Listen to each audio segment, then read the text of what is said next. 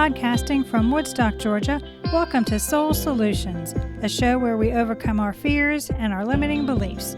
I'm your host, author, and certified life coach, Terry Kozlowski. Episode 21. Do you want to be right or happy? I spent years defending my point of view or the decisions I made with those who disagreed with me or told me I was making a mistake. It didn't matter if the issue was big or small. I felt it was essential to stand up for myself and my thought processes. I'm sure we've all done this and can relate to the feeling of defensiveness. But many of us allow our egoic minds to fight for us to be right instead of being peacefully happy. My egoic mind enjoyed the activity of arguing my point. It relished being calm and rational while other people got emotional. But over time, I realized that I didn't feel happy about the outcome, even if I won the argument. This angst got me pondering why my ego was trying to defend my perspective to others. In reality, their opinion didn't matter in how I would proceed forward. And if the debating left me unhappy, why do it? The egoic mind doesn't want others to see our flaws, and certainly not our outright mistakes. So it protects us by fighting for our opinion, even if our souls know we've taken a misstep. The ego is lazy.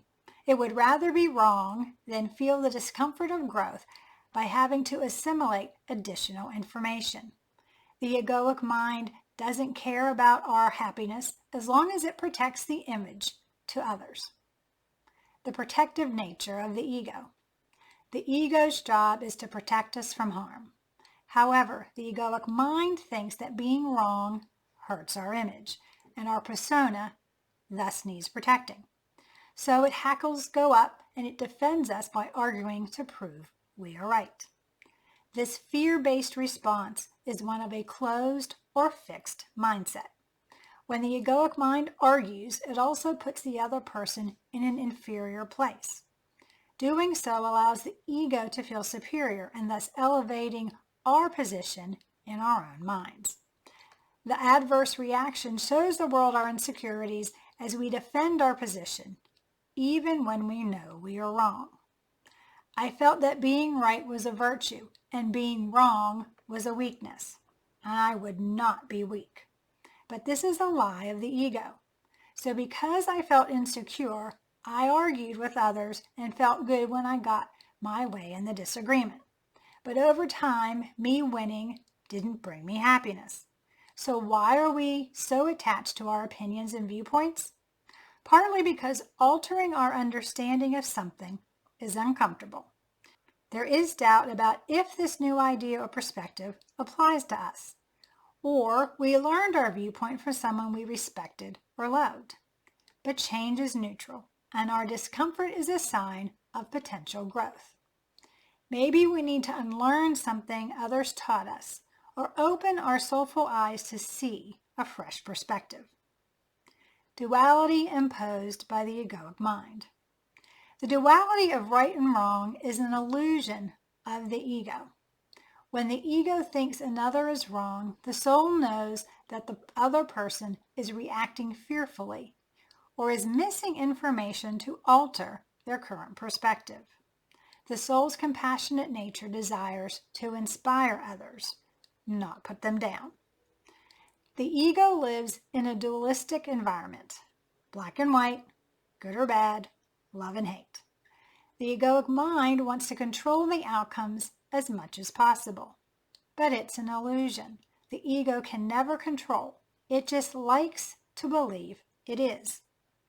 When reframing this controlling thinking into acceptance of what is, we can move away from the ego's dualistic viewpoint. The soul's simplicity shines a light for us to recognize the choice before us. Do we want to be right, or do we want to be happy? Happiness, as well as joy, are in direct correlation with peace and contentment.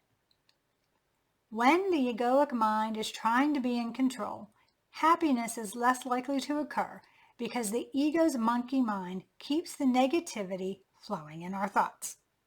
Choosing to be right isn't necessarily essential or healthy for ourselves or the relationship we have with whom we're arguing. Do we want to push others away? Probably not. So debating them will not bring us happiness. Being heard matters.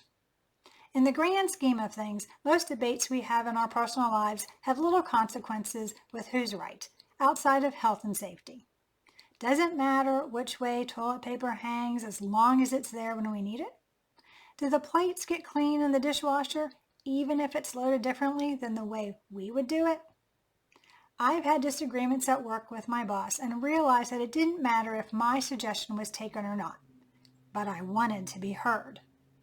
This revelation was pivotal in my life as I recognized that this need was at the crux of why my ego argued. It wasn't about me being right. It was about me being heard. All of my disagreements with my boss ended when I explained that I didn't have an issue with doing things her way, as long as she heard me out. When she listened to what I had to say, whatever the decision was, I was content.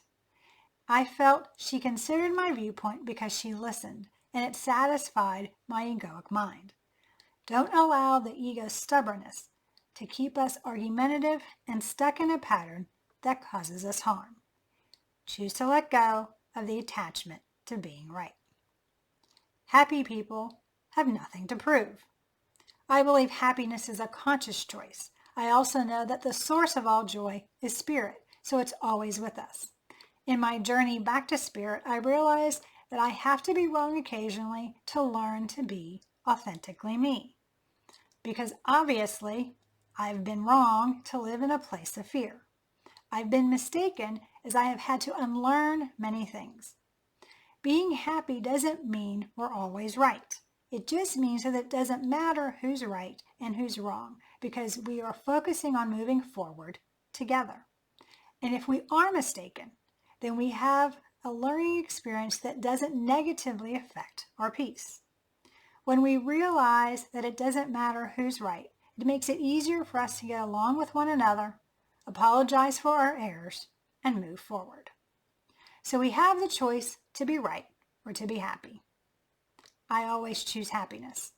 If we choose to be right, it may mean that we are holding on to beliefs that no longer support us, or the domestication from our childhood is ruling our lives.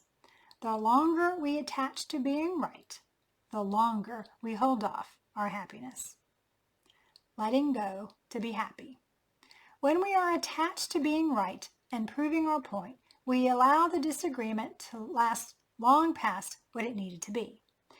There is circular thinking that the ego uses to keep us stuck in an endless loop as it tries to defend our position. This negativity is toxic to our minds and our hearts because we are not our authentic selves. As the egoic mind preserves our image by trying to show how the other has injured our pride, it only proves to our soulful self that these thoughts are causing our own suffering. The ego plays games instead of letting go of the attachment to be right. We can see that the egoic mind is unconcerned about our happiness and would instead disconnect from others than find harmony. We put on armor and masks as we hide our emotions so the other doesn't see how we're truly feeling. The fear of not being good enough is why the ego fights to be right. When we gain self-confidence and know our value, the need to prove our point fades away. Choosing to create peace. When we consciously choose happiness over being right, we are moving towards maintaining harmony and peace. This awareness allows us to look at others from a place of love and work towards understanding instead of reacting from a place of fear by withholding our authentic selves. The ability to refocus away from arguing or defending our viewpoint means less squabbling or power struggles. Instead, we accept ourselves and others as we are. We are more forgiving and we are looking for ways to be the light. We're the light when someone wants to debate, and instead we share information to connect authentically with the other, not prove our point. We foster peace by allowing the arguer to have the last word to end the differences quickly. Remember, Everyone has the right to their own opinion, even if it dramatically differs from our own. We don't know what their experiences have been. Let go of the petty things that cause angst. It doesn't matter what brand of ketchup they bought. Next time we're in the store, we can replace it. Be kind and respectful to the debater. Listen to what's being said and end the discussion peacefully by letting go of defending our position. Don't allow the egoic mind to think we are a bigger person or we're allowing the other to push us around. Instead, realize that there's a better way, one that keeps our peace and happiness intact. How to choose happiness over being right. Since happiness is a conscious choice, we have to be willing to see things differently. When we see with the eyes of love instead of fear, we can see the joy all around us.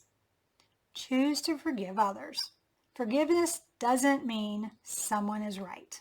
It means that we release ourselves from any negative thoughts we may have about another. It releases us from the attachment and our need to defend our position. Take responsibility for our part in the situation. It takes two to argue, so we have some culpability in the exchange. Own up to it, apologize if needed, and find a positive way to move towards harmony and reconnection with the other. Be fair in exchanges with others. When we have issues that need to be resolved, learn how to manage the conflict productively and respectfully. No name calling, no dismissal of the other's emotions, no bringing up the past, no blaming, and no violence. Speak of how we feel, possible resolutions that are fair to both parties, and remember, we are choosing happiness. Moving forward. Only the ego wants to be right. The soul wants to love. Understanding we have a choice in handling disagreements or different points of view is crucial to our happiness. We can allow the egoic mind to put us in an endless loop of defending our opinion, or we can let go of the attachment to be right and choose peace. When family and friends surround us during the holidays, let's consciously work towards peace and harmony as we move forward into the new year. Do you need support to help you choose happiness over being right? Do you want a strategy to help you overcome the ego's limiting beliefs and live a successful life? If so, please reach out to me at terrykozlowski.com and we can put together an action plan for you to create the life you desire. Thanks for listening to Soul Solutions with Terry Kozlowski. If you'd like the show and want to learn more, check out terrykozlowski.com where you can find the links to everything we talked about in this episode. Please subscribe to the show so you'll never miss an episode as we overcome our fears and our limiting beliefs.